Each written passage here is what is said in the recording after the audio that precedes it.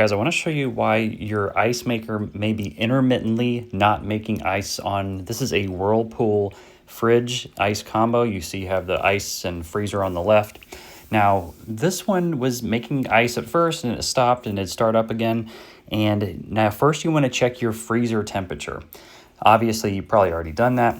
The more it goes to the right, the colder it is, and the more to the left it is not as cold. So I have it on the setting where it's 2 bars. That seems to work for me. And you can see I now have ice. So I have, at least for now, fixed this problem. And I'll tell you how I did it here. So what you're gonna wanna do is take out the ice bin, and this just pops on out.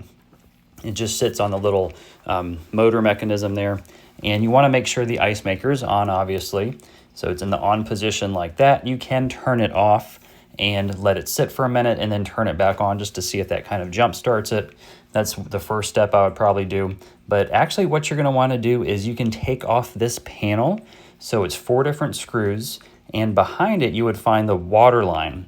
Now what I went ahead and did is I went ahead with the lazy way. I didn't take off this panel and I just tried to see if it would work. I took a hair dryer and I took for 5 minutes, I blew onto this panel on the right and left side, kind of focusing on the right side here because that's where the water line would be. And the object here is to kind of break up any ice to where the water will start flowing again, because that makes the most sense. If your ice maker is working intermittently, it doesn't just all of a sudden stop working. It works a little bit, spits a few cubes out. Now with the hair dryer, I did make sure to kind of blow down into the top as well as from the bottom, kind of shooting upward into each wall here, with using a total of about 5 minutes.